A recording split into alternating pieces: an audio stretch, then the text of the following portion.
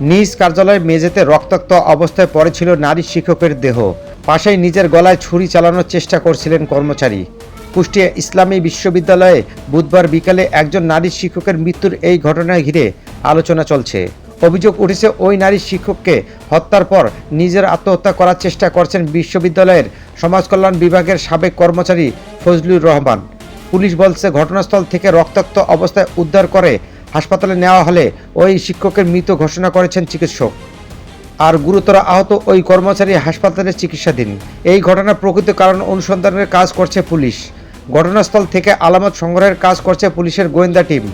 ইসলামী বিশ্ববিদ্যালয় কর্তৃপক্ষের সঙ্গে কথা বলে জানা গেছে, নিহত শিক্ষক আসমা সাদিয়া রুনা বিশ্ববিদ্যালয়ের সমাজকল্যাণ বিভাগের সহকারী অধ্যাপক এবং বিভাগীয় চেয়ারম্যান হিসেবে দায়িত্ব পালন করেছিলেন।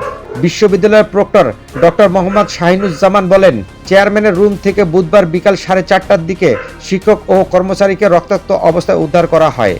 বিকেলে ম্যাডামের অফিসের দরজা ভেঙে ওই দুজনকে রক্তাক্ত অবস্থায় উদ্ধার করা হয়। পরে পুলিশ এসে তাদেরকে কুষ্টিয়া সদর হাসপাতালে পাঠায়। জানা গেছে, নিহত শিক্ষকের সঙ্গে উদ্ধত্তপূর্ণ আচরণের কারণে কর্মচারী ফজলুর রহমানকে সমাজকল্যাণ বিভাগ থেকে বদলি করে দেওয়া হয়েছিল। এর জেরে হত্যাকাণ্ডের ঘটনাটি ঘটতে পারে বলে ধারণা করছেন নিহত শিক্ষকদের সহকর্মীদের অনেকে। শিক্ষকের এমন মৃত্যুর ঘটনার পেছনে প্রকৃত রহস্য কী? বিশ্ববিদ্যালয়ের শিক্ষককে হত্যার পর নিজেও কেন এই কর্মচারী আত্মহত্যার চেষ্টা অভিযোগ উঠেছে, এমন অনেক প্রশ্ন সামনে আসছে। খোঁজ নিয়ে জানা গেছে, বুধবার বিকালে বিশ্ববিদ্যালয়ের সমাজকল্যাণ বিভাগের চেয়ারম্যানের রুমে চিৎকার শুনতে পেয়ে বিভাগীয় কর্মচারী, শিক্ষক ও শিক্ষার্থীরা এগিয়ে যান। এ সময় রুমটি ভেতর থেকে আটকানো ছিল বলে জানান বিশ্ববিদ্যালয়ের শিক্ষার্থী ও গণমাধ্যম কর্মী নাজমুল হোসেন। বলেন, দরজা ভেঙে ভেতরে রক্তাক্ত অবস্থায় ম্যাডামকে পড়ে থাকতে দেখেন শিক্ষার্থীরা। রুমে একপাশে পড়ে থাকা কর্মচারী ফজলুরও নিজের গলায় ছুরি চালাচ্ছিলেন। তিনি জানান, সমাজকল্যাণ বিভাগে চুক্তিভিত্তিকভাবে কর্মরত অবস্থায় বেতন বৃদ্ধির দাবিতে এর আগেও বাকবিতণ্ডা করেছিলেন কর্মচারী ফজলুর রহমান।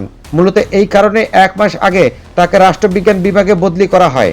ডেইলি বেসিস কর্মী হিসেবে 6,000 টাকা বেতন পেতেন ওই কর্মচারী। ম্যাডামের কাছে 2,000 টাকা বেতন বৃদ্ধির দাবি পূরণ না হওয়া অতীতেও খারাপ আচরণ করেছিলেন তিনি। বিশ্ববিদ্যালয়ের প্রক্টর মোহাম্মদ শাহিনুজ্জামান জানান, ঘটনাস্থলে ওই শিক্ষকের নিথর দেহ পড়েছিল। পরে শিক্ষক ও কর্মচারীর রক্তাক্ত দেহ উদ্ধার করে হাসপাতালে পাঠানো হয়।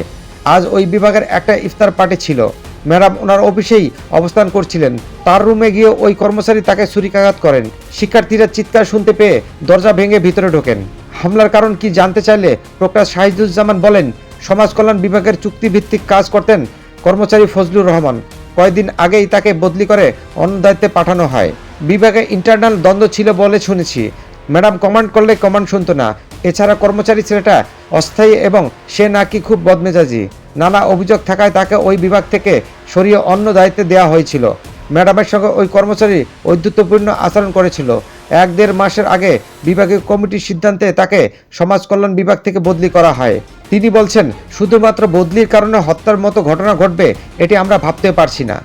এদিকে এই ঘটনার প্রকৃত কারণ অনুসন্ধানে পুলিশ কাজ শুরু করেছেন বলে জানিয়েছেন কুষ্টিয়া ইসলামী বিশ্ববিদ্যালয় থানা ভারপ্রাপ্ত কর্মকর্তা মাসুদ রানা।